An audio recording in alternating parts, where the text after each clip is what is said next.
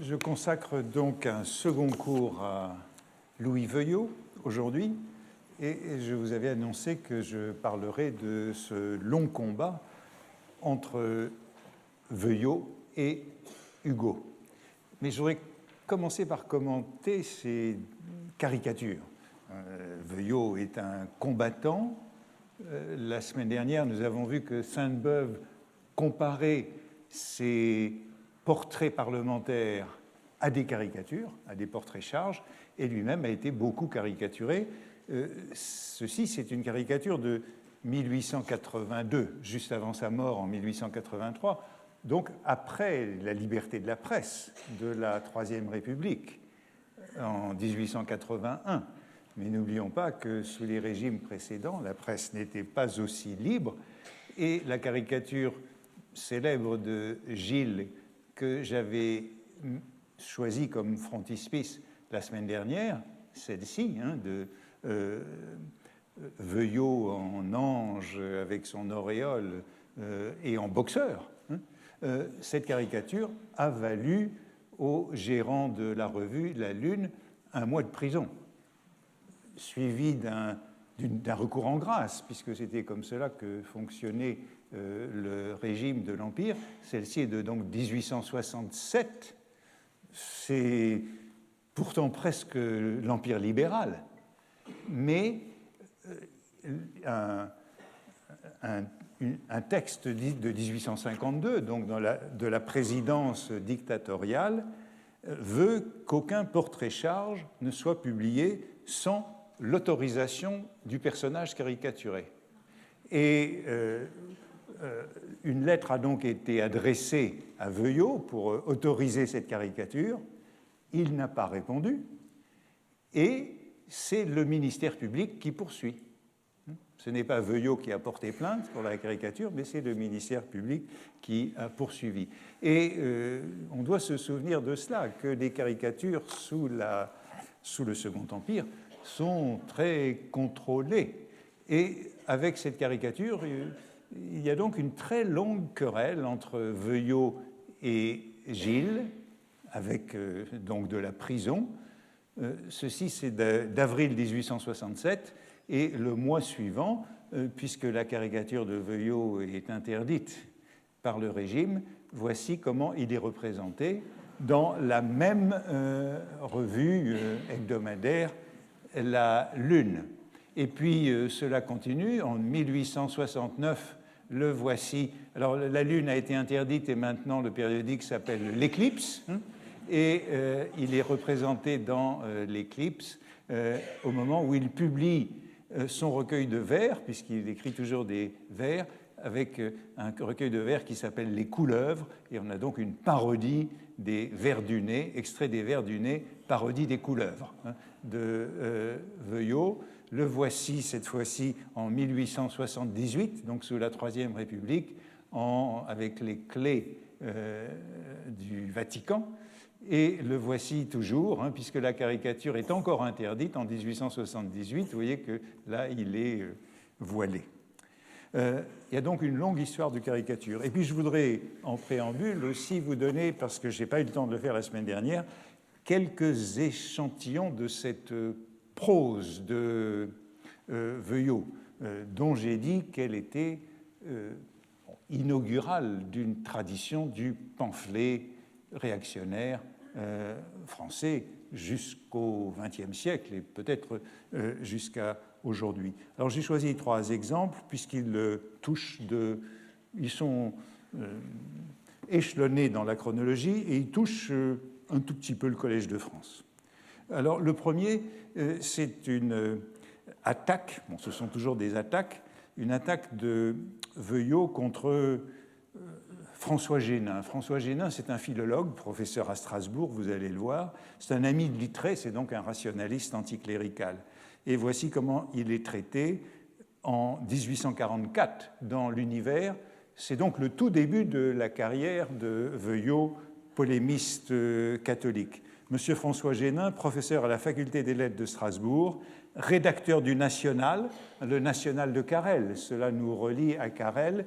Il a beaucoup écrit dans le National sous la direction de Littré, après la mort de Carrel. Rédacteur au National, rapiéceur de vieux opéras, bel esprit chez les universitaires, publie aujourd'hui, en l'honneur de l'université, un gros in-octavo contre les jésuites. Le spirituel auteur n'a pas voulu qu'on pût reprocher à cet ouvrage la légèreté si remarquable de ses feuilletons. Le livre compte 500 pages, c'est un moyen de se donner du poids. De même qu'il fait des opéras nouveaux avec des partitions défuntes, cet ouvrier en vieux de la littérature et des beaux-arts a composé son livre neuf d'un bon nombre d'articles très fripés. Homme d'ordre par-dessus tout et de ménage, il a pensé que ces débris, restes affreux, dirait Racine, dont le constitutionnel et ses égaux de la province se disputent les lambeaux, peut-être que j'ai sauté ces passages, le livre de M. Génin se trouve à la même boutique où se vendent les constitutions des Jésuites, le livre des Jésuites dû aux 2 siamois du Collège de France. Bon, les 2 siamois du Collège de France, ce sont bien entendu Michelet et Quinet, et cela fait donc bien partie de cette campagne contre les jésuites. Le second texte, donc plus tard, 1852, on est sous la présidence dictatoriale, c'est une attaque de Mignet. Mignet, journaliste du National avec Thiers et Carrel, maintenant conseiller d'État sous la monarchie de Juillet et la suite. Et c'est contre l'Académie des sciences morales. L'Académie des sciences morales et politiques est la 5e classe de l'Institut, la mansarde du Palais de la libre pensée. L'Institut Palais de la libre pensée. Un lieu où se réfugient les savants qui savent peu, les écrivains qu'on ne lit pas. Là brillait M. Lacanal, là reluit aujourd'hui M. Barthélemy Saint-Hilaire, qui est administrateur du Collège de France et professeur ici. Quelques illustres s'y fourvoient sans illustrer les autres. C'est le royaume des économistes, des statisticiens, des essayistes en tout genre. L'esprit voltairien y couve sous des chiffres et sous des fautes de français. M.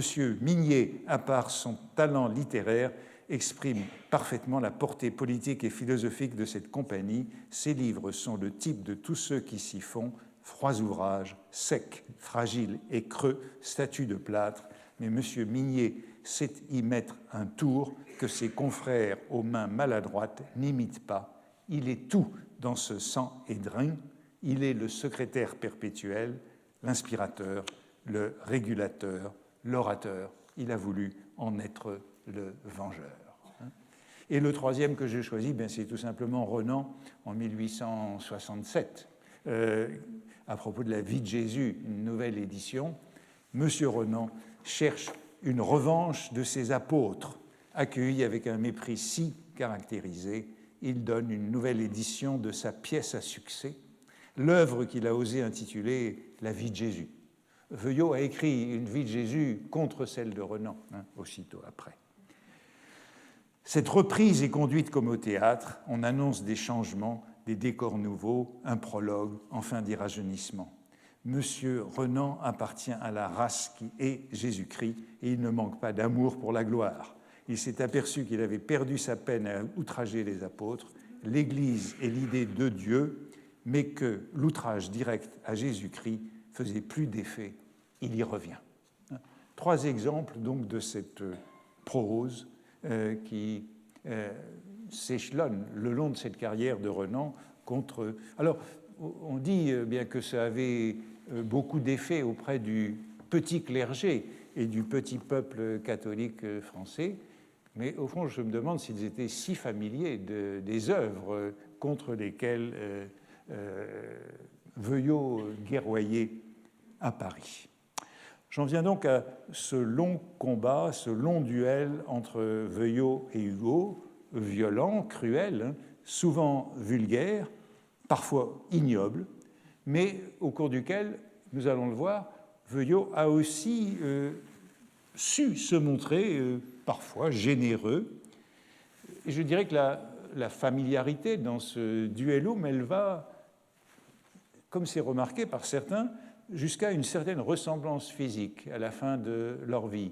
Voici une photo du Veuillot d'après, donc dans les années 1870, une photo de Nadar. Je vous ai dit qu'il était ami et lié à Nadar, qui n'est pas sans ressembler un peu à Hugo, comme on le fait remarquer. Ce sont des vieux ennemis. Et je vous disais la semaine dernière que Veuillot avait été un jeune romantique rendant visite à Hugo pour avoir un billet pour Hernani et avait fait partie de la claque, comme il le rappelle dans ce poème que je citais brièvement la semaine dernière, ce poème tardif. Hélas, je le confesse et frappe ma poitrine, en mon métier longtemps trop léger de doctrine, de l'effort et du bruit seulement faisant cas, j'ai cru voir du talent où j'ai vu du fracas, j'escortai Hernani, le point haut, le sauvage, bref, je fus romantique. Et le premier article de Veuillot sur Hugo, c'est dans l'Écho de Rouen, ce quotidien ministériel qu'il est allé créer à Rouen en 1831, donc il a 18 ans, et c'est un article sur les feuilles d'automne de Hugo qui vient d'être publié, où il fait l'éloge de Hugo, mais regrette déjà le virage politique exprimé dans les feuilles d'automne, notamment dans la préface du recueil et dans le dernier poème, notamment dans le dernier poème où Hugo déclare « Je hais l'oppression d'une haine profonde, aussi lorsque j'entends dans quelque coin du monde, sous un ciel inclément, sous un roi meurtrier, un peuple qu'on égorge, appelé et crié, j'oublie alors l'amour, la famille, l'enfance, et les molles chansons et le loisir serein, et j'ajoute à ma lyre une corde d'airain. Bon, c'est cette corde d'airain que Veuillot condamne lorsqu'il écrit, à 18 ans, en 1832, « Nous déplorons qu'un homme qui connaît si bien les cordes sensibles du cœur et les fait si fortement vibrer abandonne sa pénible mais belle mission pour consacrer sa voix aux fureurs publiques, but vers lequel il est facile de voir que M. Victor Hugo se tournera désormais. Son âme est de celle qui trouve un délassement dans les tumultes du forum, et nous souhaitons très sincèrement qu'il se rappelle toujours la pensée qui lui a fait écrire ces lignes.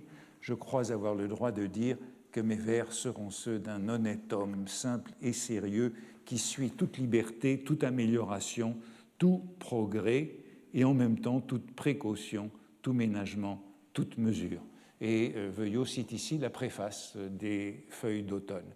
Ainsi, dès ce moment-là, il admire le poète, mais condamne la politisation de Victor Hugo depuis la Révolution de Juillet, en tout cas l'inflexion de sa politique vers le peuple.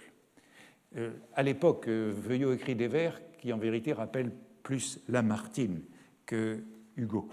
Mais très vite, il s'éloigne de ses amours de jeunesse et il consacre un très long feuilleton, très sévère, au Rhin de Victor Hugo en 1842. C'est 1842, donc c'est le début de sa collaboration à l'Univers. Il n'est pas encore rédacteur en chef, et il s'en prend durement à la réclame, au tapage qui entoure les publications de Hugo. Donc à Hugo, homme public, Hugo vedette. Ce qu'il dénonce, c'est le milieu des hugolâtres, le culte de Hugo. C'est cela qui l'irrite, et il écrit « Jamais je n'aurais pensé que l'auteur des odes et ballades et des feuilles d'automne, cet homme honnête et sérieux, bon, c'est l'expression même que vous venez de lire de la préface des feuilles d'automne, donc 10 ans plus tard, il la reprend, comme disent toutes ces préfaces,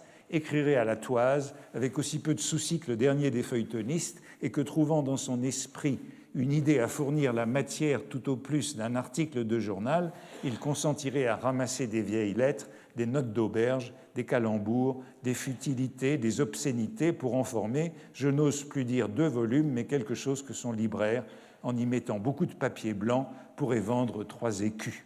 Et Veuillot dénonce donc dans cet article cette prétention de Hugo à guider le peuple. Il cite le poème des rayons et les ombres, la fonction du poète. Il refuse ce qu'il appelle ce travestissement politique si cher à la vanité des sonneurs de lutte. Bon, cette sacralisation du poète est ce qui l'irrite. Son talent, son génie, si l'on veut, n'exclusent, ce talent-génie qu'il reconnaîtra toujours, n'exclusent point ce qu'il fait publiquement voir de la perversité de ses maximes et de la grande faiblesse de son esprit, dès qu'il franchit les limites bornées du don que Dieu lui a fait et qu'il emploie si mal. Et quant à moi, si M. Hugo s'inquiète de savoir qui lui parle de la sorte, j'étais hier, monsieur, un de ces jeunes gens qui vous admirez au grand dommage de leur esprit et de leur cœur. Je suis aujourd'hui un pauvre écrivain, un homme sans haine et sans malveillance, un liseur de vers qui vous place encore le premier parmi les poètes de ces jours-ci. Donc Hugo reste le premier des poètes qui sont sous ce rapport de triste jour. Les deux autres, ce sont Lamartine et Musset.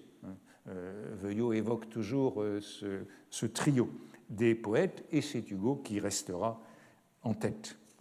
Il y a là une condamnation de ce Hugo public qui, dit-il, a été successivement royaliste.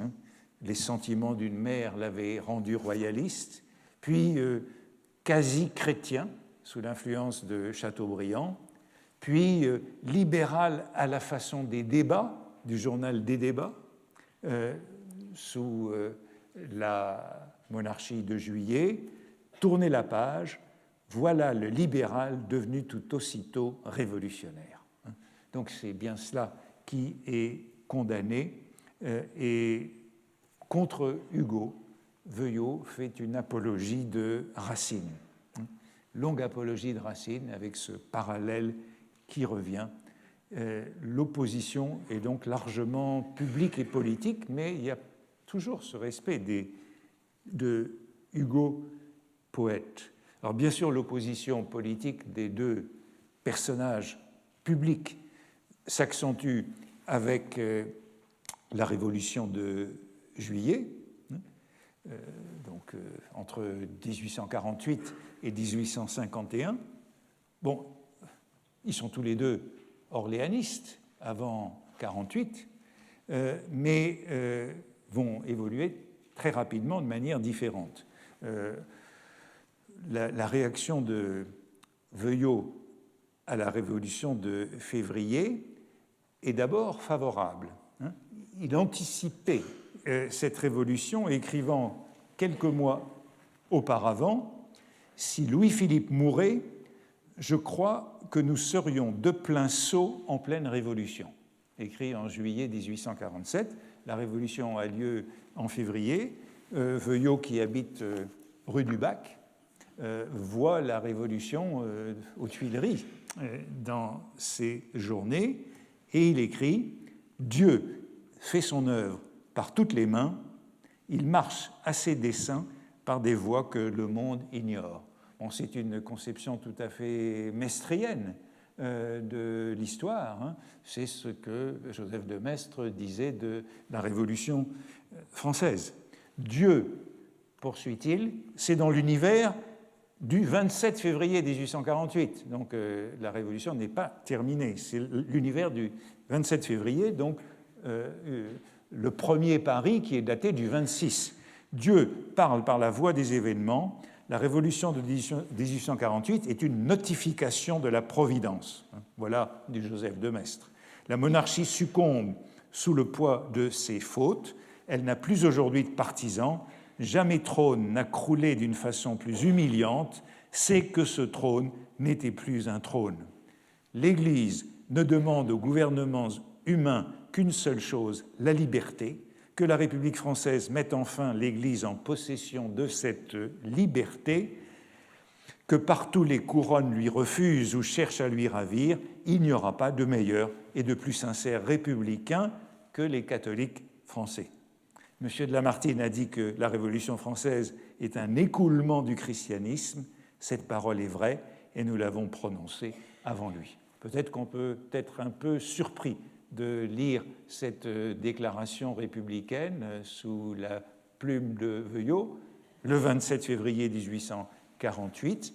Veuillot est en somme entre Lacordaire et Montalembert, dans ces catholiques libéraux du moment.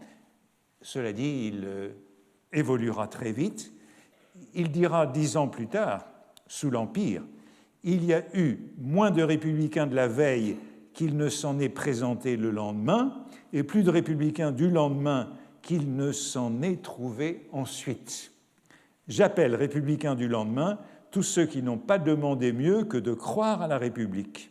J'avoue humblement que j'ai été de ce nombre, et même pendant plus de 8 jours.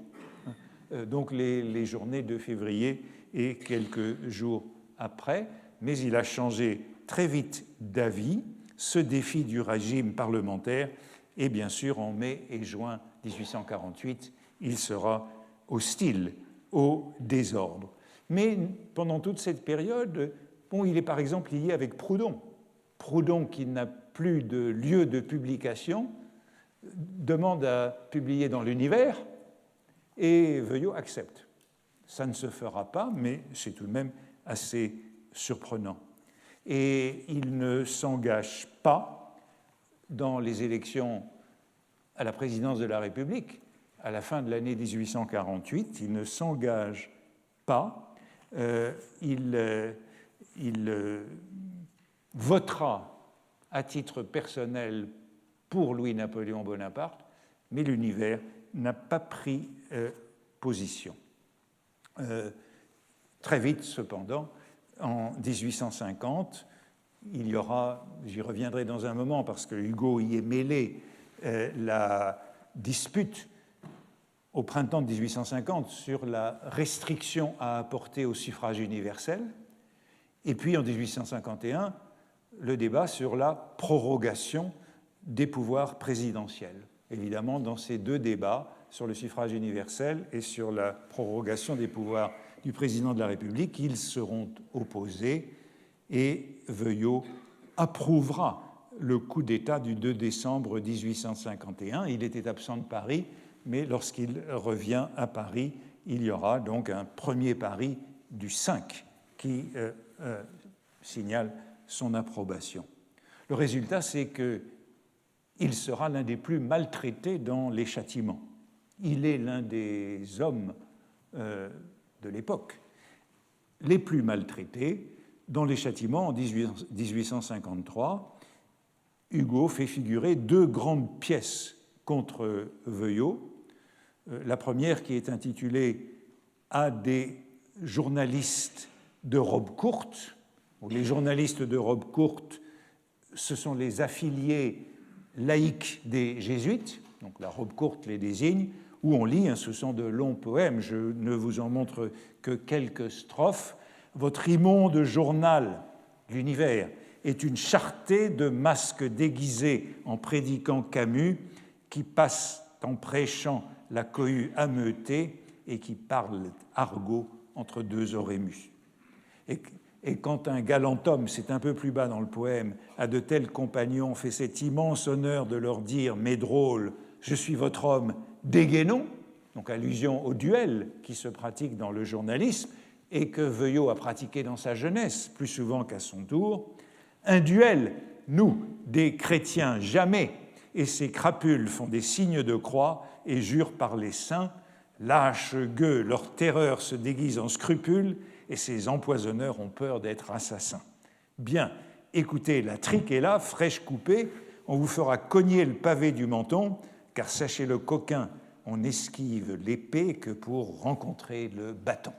Donc c'est un Veuillot qui désormais refuse le duel traditionnel entre journalistes depuis qu'il est converti au catholicisme, et on s'en prend beaucoup dans la presse à son refus du duel, alors qu'il n'y a pas journaliste plus injurieux et calomniateur que lui. Il y a notamment une polémique dans cette année 1850 avec Joseph Méry. Joseph Méry, c'est le poète, le journaliste de cette revue importante qui s'appelle Némésis, la Némésis, et le ton monte avec Joseph Méry et Veuillot refuse le duel. Le second poème en entier consacré à Veuillot dans Les Châtiments, c'est le poème qui est intitulé Un autre et qui circulera à Paris sous le Second Empire parce qu'il est moins anti-bonapartiste qu'anticlérical. Et l'anticléricalisme passe mieux sous le Second Empire. En voici quelques strophes. Alors ce va-nu-pied songea dans sa mansarde et se voyant sans cœur, sans style et sans esprit, imagina de mettre une feuille poissarde au service de Jésus-Christ. Voilà l'univers comme, tactique commerciale. Il prospère, il insulte, il prêche, il fait la roue. S'il n'était pas saint homme, il eût été sapeur, et comme s'il s'y lavait, il piaffe en pleine boue, et voyant qu'on se sauve, il dit « comme ils ont peur ». Il faut aussi remarquer que ces deux poèmes contre Veuillot sont datés par Victor Hugo de septembre 1850, c'est-à-dire bien avant le coup d'État et l'exil, et cela donne à Veuillot un rôle très ancien dans la genèse des châtiments, et j'y reviendrai dans un instant. Cette position est importante, il est au cœur des châtiments. Bon, il y a deux longs poèmes qui lui sont consacrés, plus des allusions éparses dans des séries, par exemple ceci, « Bravo, César a pris le chemin de traverse, courons féliciter l'Élysée à présent, du sang dans les maisons, dans les ruisseaux du sang, partout, pour enjamber ces effroyables mares, les juges lestement retroussent leurs cimards, et l'Église joyeuse en emporte un caillot, tout fumant, pour servir d'écritoire à Veuillot. Le sang dans son écritoire. Nombreuses allusions à Veuillot, en voici encore une autre. Il monte à l'assaut des lois sur la patrie, il s'élance, chevaux fantassins, batterie, bataillon, escadron, gorgé, payé, repu, joyeux, fou de colère, sonnant la charge avec Maupas pour vexillaire et Veuillot pour clairon.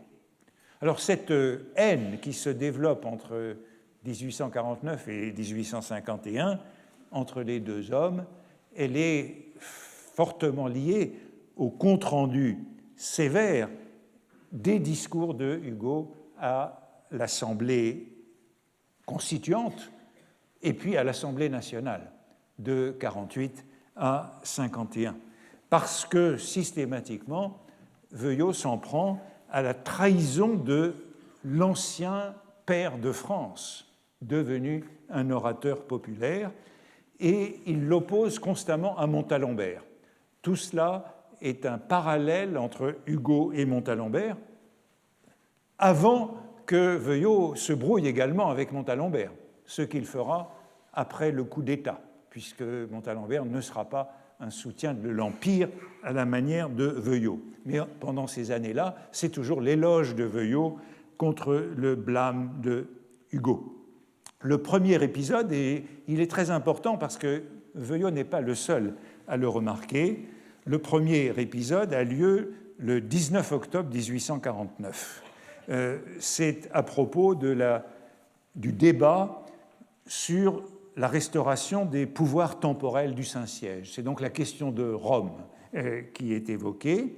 Et Hugo a été élu député à l'Assemblée législative en mai 1849 sur un programme modéré.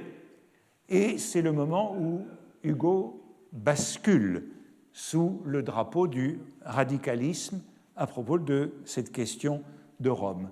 Et voici le compte-rendu de la séance dans l'Univers. Aujourd'hui, c'est le pauvre monsieur Hugo qui brille une minute pour disparaître dans le rayonnement incomparable de la parole et du succès de monsieur de Montalembert. Et c'est toujours ce parallèle Hugo Montalembert. On demande de quel Hugo nous voulons parler. Toujours du même, mais maintenant il est montagnard. Vous voyez, il a changé de drapeau.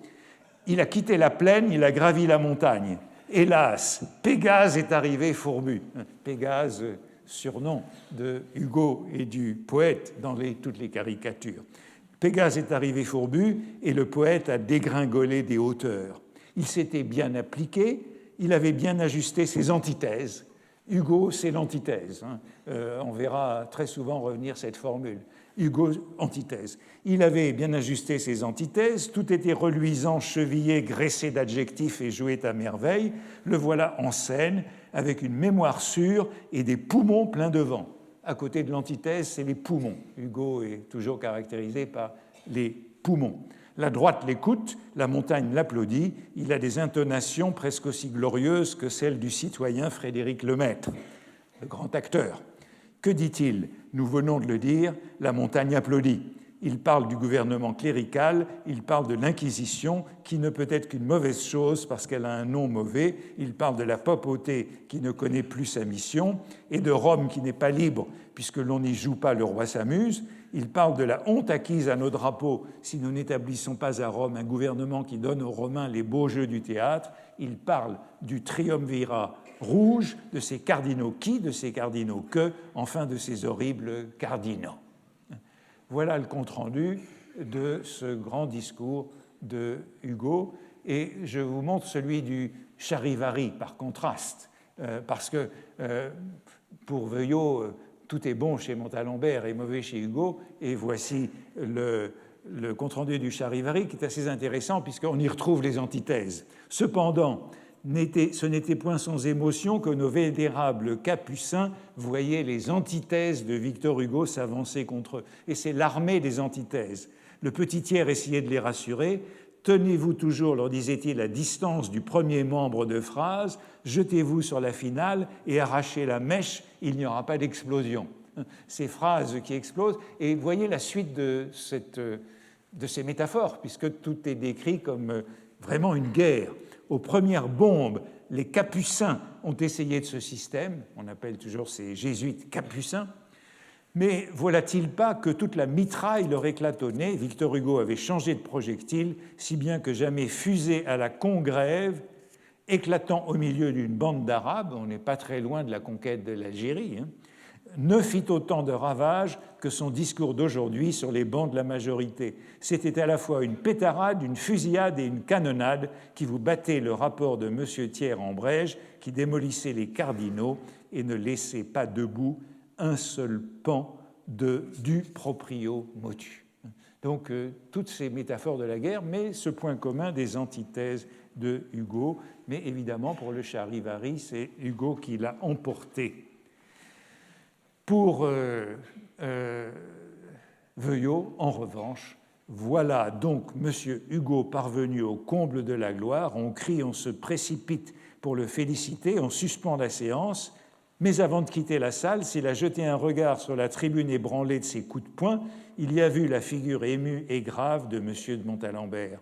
Olympio, Olympio, je vous le dis, dépêchez-vous, saisissez vite ces mains qui cherchent les vôtres, ouvrez bien vos oreilles aux félicitations, savourez, avalez votre triomphe et mettez les morceaux doubles. Tout ce grand succès, votre premier succès de tribune, ne sera tout à l'heure qu'un échec de plus. Monsieur de Montalembert n'a encore prononcé qu'une phrase et déjà justice est faite. Le discours que vous venez d'entendre a reçu le châtiment qu'il mérite. Je parle des applaudissements qui l'ont accompagné. Phrase qui restera célèbre, ce châtiment des applaudissements de la montagne. Un hurrah d'acclamation éclate d'un côté, un hurrah d'imprécation de l'autre. D'un côté, c'est la conscience et le bon sens qui se sentent vengés et soulagés. D'un autre côté, c'est la vanité, l'ignorance, la passion démagogique qui se sentent jugés et flagellés. Voilà le mot châtiment qui figure dans ce discours de Veuillot, ce discours châtiment qui est remarqué par tout le monde, qui revient dans sa péroraison, voilà la péroraison de Montalembert, saisissant un moment de silence, il retire le trait qui fait bondir la montagne, mais pour l'enfoncer plus avant d'une main plus vigoureuse, armée d'une pointe nouvelle. Vous ne me permettez pas de dire que ce discours a reçu son châtiment, disons seulement qu'il a reçu sa récompense. Ben, c'est le moment fatal, y compris avec ce mot châtiment, que Hugo reprendra dans son recueil satirique. Et ce moment est donc remarquable, hein. C'est une journée fatale. Hugo ne pourra répondre à Montalembert que le lendemain, assurant qu'il est très content du châtiment qui lui a été infligé, qu'il en est fier, et que M. Montalembert s'est mis du parti des bourreaux, que quant à lui, il reste du parti des victimes. Et voilà l'illustration par Daumier de cette journée fatale, hein, avec Victor Hugo qui place cet été noir sur la tête de Montalembert. Hein. Montalembert est toujours représenté dans les caricatures de Daumier de ces années avec un été noir et une auréole. C'est donc une caricature pour le Charivari qui n'a pas été publiée. Hein. C'est une lithographie dont le titre est « Une gloire éteint l'autre ». Bon, c'est ce discours de Hugo, le 20 octobre 1849, en réponse à Montalembert, qui a dit que ces applaudissements de la montagne étaient le châtiment. Voici le discours de Hugo. Hein. Ce châtiment, je l'accepte et je m'en honore. Longs applaudissements à gauche. Il fut un temps, rappel du passé, où ils étaient du même bord, il fut un temps que M. de Montalembert me permette de le lui dire avec un profond regret pour lui-même, il fut un temps où il employait son beau talent, il défendait la Pologne comme je défends l'Italie, hein, la liberté. J'étais alors avec lui, il est contre moi aujourd'hui. Cela tient à une raison bien simple, c'est qu'il a passé du côté de ceux qui oppriment et que moi, je reste du côté de ceux qui sont opprimés. Ce sera l'argument de Hugo régulièrement pour dire qu'il n'a pas changé, que ce sont les autres qui ont changé, qu'il a été royaliste, chrétien, orléaniste et maintenant républicain, parce qu'il était toujours du côté des opprimés. C'est donc ce moment qui déclenche la véritable guerre entre Veuillot et Hugo, qui est poursuivie de sarcasme à partir de cette date. J'ai dit que l'étape suivante, au printemps de 1850, c'est le débat sur le suffrage universel. Comment restreindre ce suffrage universel qui vient d'élire, par exemple, Eugène Sue, député de Paris. Et voilà ce qu'écrit Veuillot dans ce compte-rendu de séance. Monsieur Hugo est l'orateur de la montagne. Il a des phrases qui l'enlèvent, qui la font mugir. On l'a plusieurs fois applaudi de ce côté. De l'autre côté, on riait. Des deux côtés, on était sincère. Cette éloquence tuméfiée a un goût de gros vin. Rappelez-vous que ce goût de gros vin, on l'imputait également à Veuillot, qui a été élevé à Bercy avec un père tonnelier et une mère qui tenait un cabaret. Goût de gros vin qui charme les uns et qui donne aux autres des nausées. Monsieur Hugo s'écrie « Le peuple laissera vos lois enfoncer leurs pauvres petits ongles dans le granit du suffrage universel. La montagne pousse de hurrahs, la droite rit à deux volées. Monsieur Hugo se fâche d'entendre rire, il s'en plaint, mais sans esprit, et l'on rit encore. Vos rires sont au moniteur, dit-il. Greffier, écrivez qu'on a ri, et le rire redouble. » Donc c'est sarcasme contre Hugo, ce Hugo qui change de bord sans arrêt et constant. Voici encore une attaque contre le poète le 14 juillet 1850, qui vise aussi Lamartine. Dans une société sage, il y aurait sinon une loi, du moins une coutume qui interdirait toute fonction civique à tout homme convaincu d'avoir fait des vers passé l'âge de 30 ans. Tout poète ne pourrait être relevé de cette incapacité qu'après l'examen d'un jury de prêtres, d'artisans, de magistrats et de médecins qui déciderait si la qualité morale de ses strophes et de son intelligence peut le faire absoudre du cas de métromanie. La seule présence de M. Hugo à la tribune annonce donc un renversement complet de tout bon sens politique dans le pays.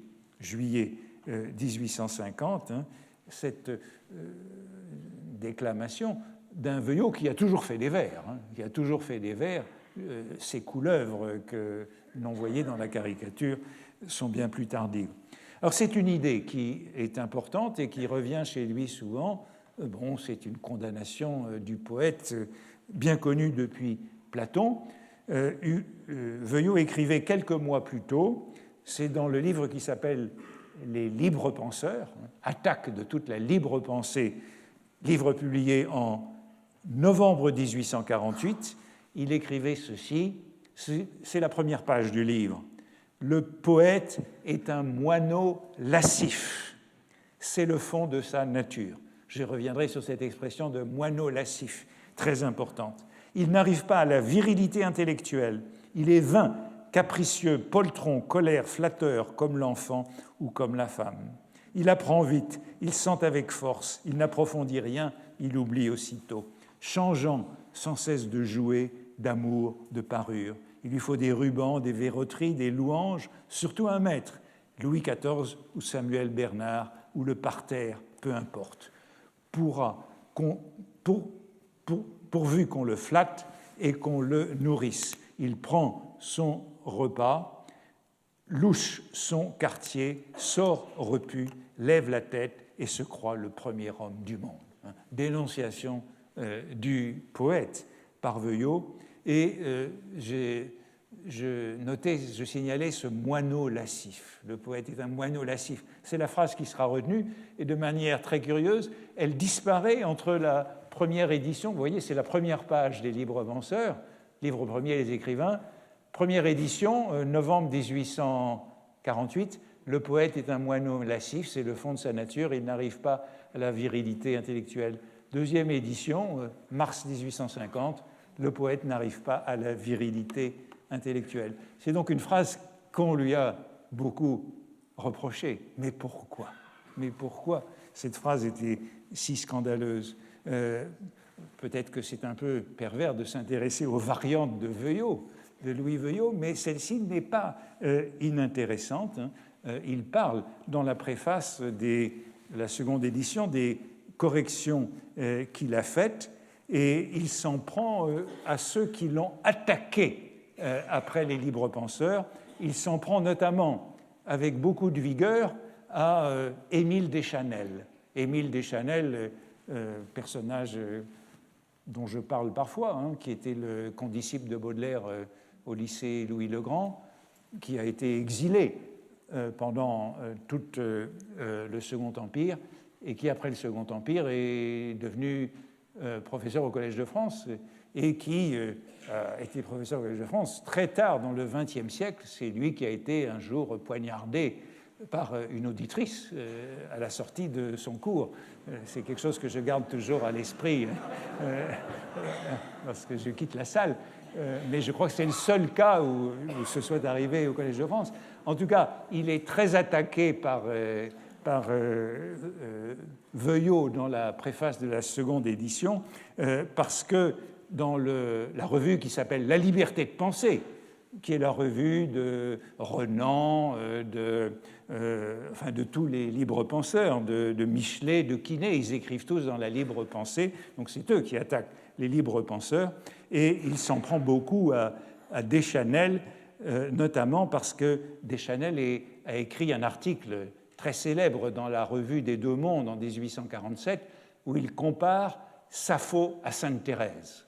Et c'est ça qui scandalise absolument Veuillot. C'est un article très célèbre pour les baudelairiens, parce que l'article a pour titre Sappho et les lesbiennes. Et on se demande toujours ce que Baudelaire voulait dire par les lesbiennes lorsqu'il entendait intituler Les Fleurs du Mal les lesbiennes. qu'est-ce que c'était que des lesbiennes pour Baudelaire et pour cette époque. Et il n'a pas l'air de faire de doute de ce qu'est une lesbienne pour Veuillot lorsqu'il écrit plus haut dans la préface de la seconde édition: j'ai nommé la liberté de penser manège de libre penseur où caracole M. Deschanel, lequel, en ses exercices, compare Sainte Thérèse à Sappho et met la sainte au-dessous de la lesbienne. Cette liberté de penser où brille M. Deschanel me reproche d'insulter les dames de l'écritoire. Il y a donc toute une polémique sur cette phrase, et pourquoi la phrase a choqué le moineau lascif. Beaucoup plus tard, Deschanel dira encore: on ne réfute pas des ordures. Disons seulement que si le poète est un moineau lascif, le pamphlétaire clérical est un vilain hibou. Pourquoi supprimer le moineau lascif? Le moineau lascif, peut-être que Veuillot, qui avait des humanités fragiles, puisqu'il était autodidacte, ne se rendait pas compte qu'il citait un vers de Catulle, un vers érotique de Catulle, qui est à l'origine de cette lascivité du moineau. Moineau, toi qui fais les délices de ma maîtresse, avec qui elle joue, qu'elle tient contre son sein, qu'elle touche quand il le réclame du bout de son doigt. Donc le moineau est l'animal érotique par excellence, repris par Martial: donne-moi des baisers, mais comme ceux de Catulle, et s'ils sont aussi nombreux qu'il l'a dit, je te donnerai le moineau de Catulle. Le moineau de Catulle est bien la représentation. Donc voilà pourquoi le moineau lascif. Veuillot avait fait une allusion très périlleuse, peut-être sans s'en rendre compte. Étape suivante de cette querelle, donc, la révision de la Constitution en 1851, et c'est le second grand discours de Victor Hugo à l'Assemblée contre cette révision de la Constitution. Celui qui lui répond, c'est Baroche, ministre permanent de la République et puis de l'Empire. Je ne sais pas bien de quoi il est ministre à cette date-là, mais il lit contre Hugo sa profession de foi modérée de l'année précédente. Et l'hilarité, c'est encore l'hilarité qui dit: Veuillot est arrivé à son comble lorsqu'on a vu reparaître dans la profession de foi modérée l'antithèse la plus caressée et la plus limée du discours socialiste. Toujours l'antithèse de Napoléon le Grand et de Napoléon le Petit. Monsieur Hugo se sépare de ses opinions, de ses amis, jamais de ses antithèses. Il a la même antithèse qui pourra être réutilisée. Il déserte avec armes et bagages, mais cette antithèse, tournée d'abord contre les socialistes, tournée ensuite contre les modérés, se tourne enfin contre lui-même et lui crève en plein visage comme un pistolet de pacotille. Le fou rire courait dans la salle, les tribunes riaient, les huissiers riaient, le président ne s'en faisait pas faute, à la bonne scène, à la bonne justice. C'est vraiment les deux grands moments de ce conflit entre Hugo et Veuillot, octobre 1849, juillet 1851, la question de Rome, la prolongation des pouvoirs du président de la République, et 20 ans après, lorsqu'il écrit une nécrologie de Baroche, qui était le ministre, en 1870, eh bien, Veuillot évoque encore ces deux moments. Quelle grêle! Plus martelé qu'un vers de Chaplin, le grand poète s'en alla penser d'incurables échymoses. Une seule autre fois, à cette même tribune, de la main de Montalembert, il fut aussi tragiquement conditionné. Donc c'est les deux moments toujours auxquels revient Veuillot. Bon, voici le coup d'État qui les sépare. Veuillot, qui revient à Paris le 4 décembre, écrit donc un premier pari dans l'Univers qui soutient le gouvernement. Il fait ensuite voter oui au plébiscite du 20 décembre et il s'en prend dans un article de l'Univers dès février 1852 à ceux qu'il appelle pour se moquer d'eux, les émigrés de 1851. Et Hugo fait partie de ces immigrés de 1851 qui émigrent alors qu'il n'y a pas véritablement de danger. Et Veuillot reviendra très longtemps après à ce moment décisif. Alors c'est intéressant parce que c'est dans un compte-rendu des souvenirs d'un autre de mes combattants, les souvenirs de Granier de Cassagnac.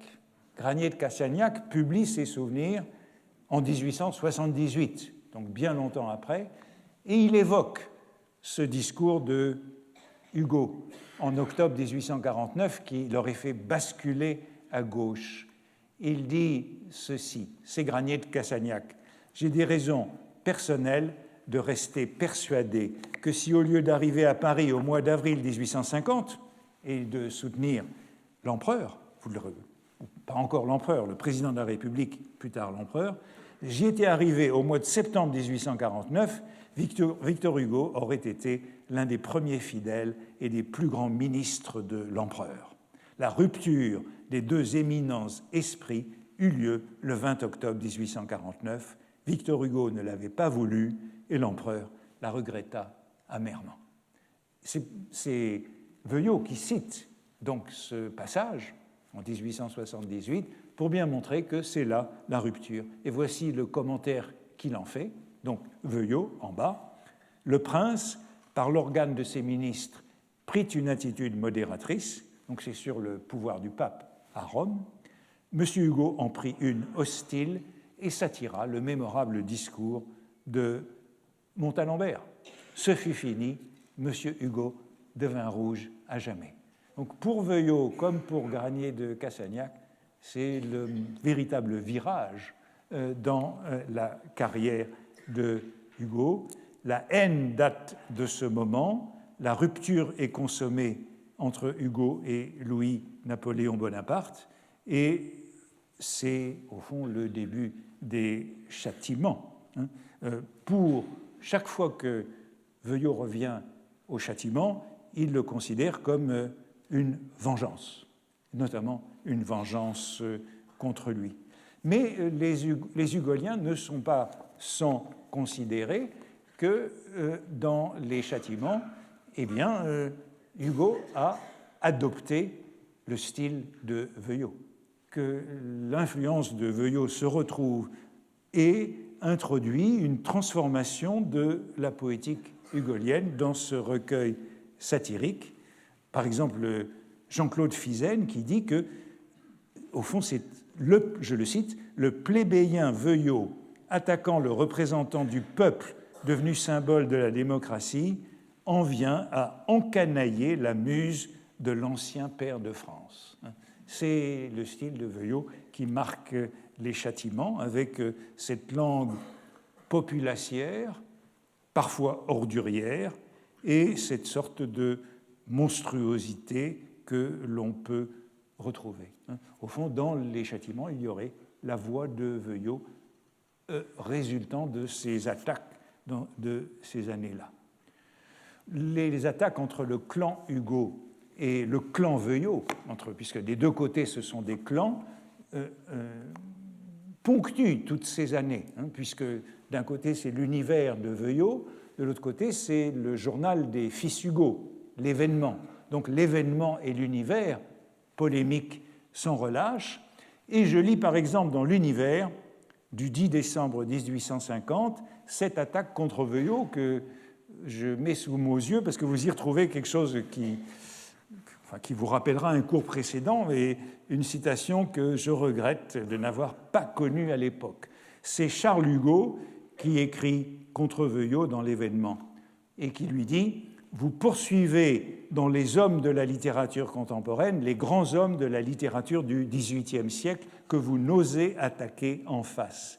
Que le chiffonnier Tartuffe, voilà, Veuillot, chiffonnier Tartuffe, emplisse chaque soir son journal des immondices du coin de la Borne, rien de mieux, mais nous ne lui permettrons pas de vider sa hotte sur Molière. » Bon, j'aurais aimé connaître cette citation pour l'ajouter à l'ouvrage sur les chiffonniers, puisqu'elle nous confirme bien la prégnance de ce modèle du chiffonnier, et ainsi Veuillot lui-même a été traité de chiffonnier par le fils Hugo. Il y a donc dans les châtiments ces poèmes contre Hugo qui sont connus à Paris en 1853. Le recueil ne vient pas à Paris, mais dans le siècle, on publie des extraits. Et Veuillot demande aux journalistes du siècle communication du poème complet, le poème Un autre, qui lui est adressé. Et il l'obtient, et il le cite beaucoup plus longuement dans l'univers qu'il n'a été cité dans le siècle. Donc les plus longues citations hostiles à Veuillot, publiées en 1853, c'est dans l'univers. Et voici ce qu'il écrit pour l'introduire. Parmi les réfugiés, tout autre à l'exception de M. Piat, l'auteur du Chiffonnier de Paris, qui ne travaille qu'en prose, serait incapable de manier ainsi la calomnie et l'injure. Nous sommes traités en toutes lettres d'espions, de voleurs, d'assassins et de crapules. Voilà quel bourrimé remplit dans son exil cet homme qui a été pair de France et qui est académicien. Il y a quelque chose de plus pour moi, il insulte ma mère. Et c'est cette strophe que Veuillot ne cite pas dans l'univers. Ce Zoïle Cagot naquit d'une javotte, le diable, ce jour-là, Dieu permit qu'il créa, d'un peu de Ravaillac et d'un peu de Nonote, composa ce gredin béat. Et ça deviendra un leitmotiv dans toute la suite de la carrière de Veuillot, le fait que Hugo a injurié sa mère qui vit encore, la cabaretière de Bercy. Alors c'est d'autant plus intéressant que ce Zoïle Cagot se traitait lui-même de Zoïle dans son compte-rendu du Rhin. L'autodidacte. N'oubliez pas que Veuillot est un autodidacte, et voici comment il se décrivait dans son compte-rendu du Rhin en 1842, que Victor Hugo n'a donc pas oublié. Je ne veux point faire ici des attaques personnelles, des personnalités. Je veux prouver quelque chose contre M. Hugo. Il se croit une valeur politique et compose des livres pour le démontrer. Je compose des articles pour démontrer que ces livres ne démontrent pas ce qu'il prétend. Voilà tout. Je crains bien de n'être qu'un Zoïle, mais je suis sûr d'être dans mon droit et dans mon devoir. Donc, c'est le mot qu'il employait lui-même. Bon, je suis obligé d'accélérer, mais je n'en suis qu'en 1853. Entre-temps, Veuillot, un peu plus tard, Veuillot consacre un très long article aux contemplations. C'est pendant 4 numéros successifs de l'univers, il rencontre des contemplations en 1856 à leur parution. Il se trouve que c'est l'une des études les plus fouillées, les plus détaillées de l'œuvre de Veuillot. Depuis qu'il est hors de France, écrit-il, M. Hugo a donné divers ouvrages qui ne lui font pas honneur. Bon, c'est les châtiments. Œuvre mal faite et malfaisante, où l'écrivain disparaît sous le démagogue sous le sicaire. Il y satisfait ses ressentiments particuliers. Et cette idée que la littérature, c'est le ressentiment, c'est ce qu'on a rencontré souvent, c'est la vengeance. À l'abri de toute répression, il a publié ces vers que leur qualité met à l'abri de toute représaille. Je n'ai aucun besoin de me venger, aucun dessein de provoquer, aucun désir d'éviter des injures nouvelles. Donc il continue d'attaquer Hugo violemment, en particulier de cette revendication hugolienne du titre de proscrit. Et pourtant, il y trouve les plus beaux vers de la langue française. Ce recueil, dans lequel la note impure résonne et domine jusqu'à la fin, est dédié à une grande douleur, la mort de Léopoldine. La plus aiguë que puisse éprouver le cœur de l'homme, la douleur paternelle. M. Hugo dépose ses contemplations sur le tombeau de sa fille. Un livre tout entier est consacré à cette chère mémoire. Elle reparaît souvent dans les autres. Presque toujours, elle y ramène l'accent attendri, les nobles pensées, les beaux vers. Il faut ajouter à ce propos que Veuillot avait eu 6 filles. Et de ces 6 filles, 4 sont mortes assez rapidement. Il n'y en a resté que 2. Donc il est particulièrement sensible à ce deuil de la fille. Et il écrit des vers à Villequier, hein, dans vos cieux, au-delà de la sphère des nus, au fond de cet azur immobile et dormant, peut-être faites-vous des choses inconnues où la douleur de l'homme entre comme élément. Il n'y a pas de plus beau vers dans la langue française ni dans la langue chrétienne. Évidemment, il corrige aussitôt cet éloge. Malheureusement, cette veine magnifique s'ouvre rarement et s'épuise vite. Mais tout de même, il n'y a pas de plus beau vers dans la langue française. Et puis, voici le poème auquel Veuillot est particulièrement sensible, et j'étais aussi heureux de le trouver, puisque c'est un poème que j'ai cité dans le passé. Dans une pièce, vous voyez toujours un mélange de l'éloge et du blâme, dans une pièce à peu près inintelligible, dont la plupart des strophes sont de véritables bourrimées, le cri de la conscience passe à l'improviste. C'est d'être un forçat qui promène son vil labeur sous le ciel bleu, c'est de porter la hotte humaine où j'avais vos ailes, mon Dieu. Un vers que j'avais commenté il y a quelques années à propos justement de cette hotte qui, pour Hugo, symbolisait la condition humaine, cette hotte du chiffonnier qui symbolisait la condition humaine. Et bien, ce sont les vers que Veuillot retient. Et la hotte est pleine, on y trouve de l'or, mais mêlé de gravier, toujours ce mélange. Des perles, mais avec l'huître, des pièces de riche étoffe, mais tachées, fripées, déchirées dans la hotte du chiffonnier, et dont les plus pures semblent avoir traîné dans une nuit de mardi gras. Il faut parfois remuer longtemps ce fouillis avant de découvrir quelques fugitives indications de beauté. Ensuite, eh bien, ce sont les Misérables. Et Veuillot est très sensible aux deux premiers livres des Misérables, puisque ce sont des livres chrétiens.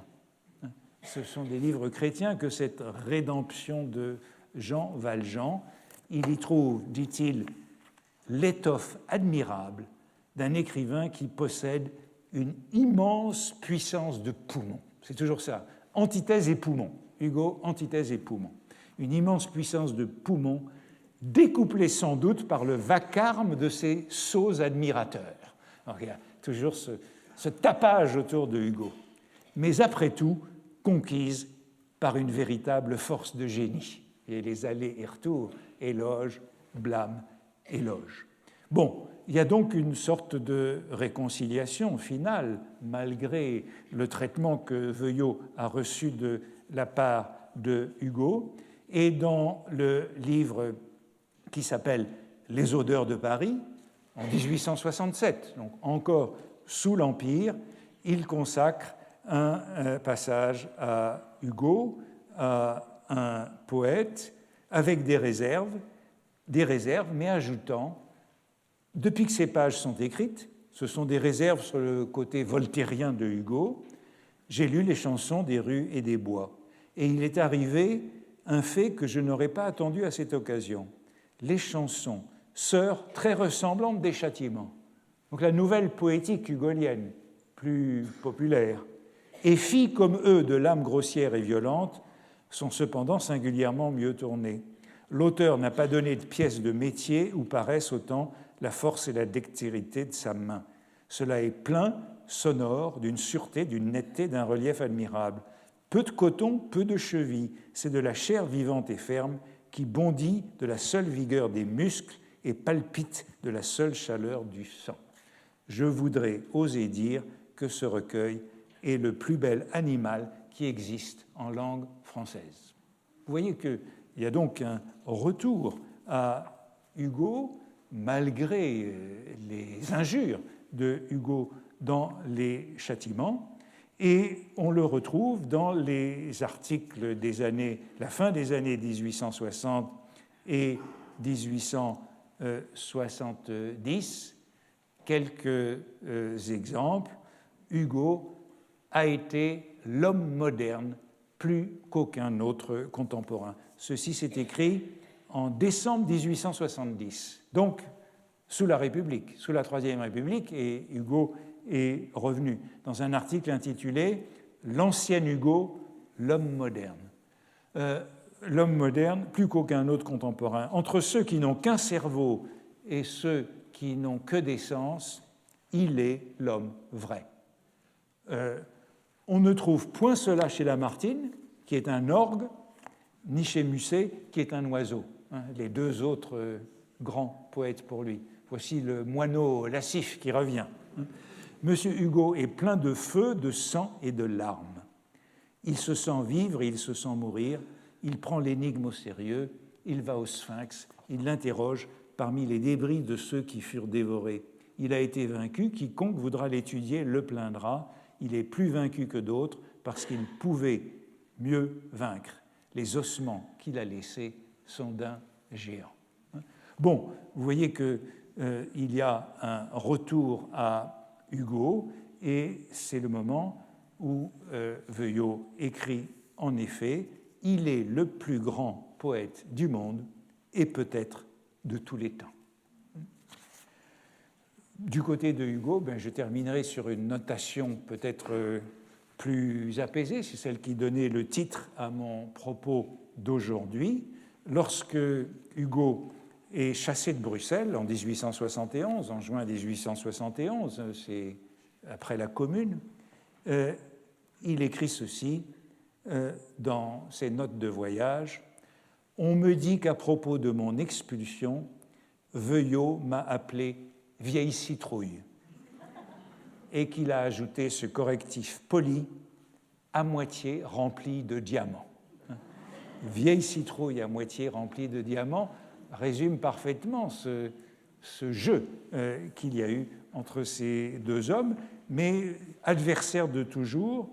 Sans doute n'ont-ils pas été de loyaux adversaires, selon l'expression que j'avais utilisée plusieurs fois, mais c'est une inimitié qui a tout de même été féconde, puisqu'après tout, cette poétique des chansons des rues et des bois, Veuillot reconnaît à juste titre ce qu'elle doit au châtiment, et ces châtiments lui doivent quelque chose dans cette nouvelle poétique plus populaire de Hugo. J'arrête là. Merci.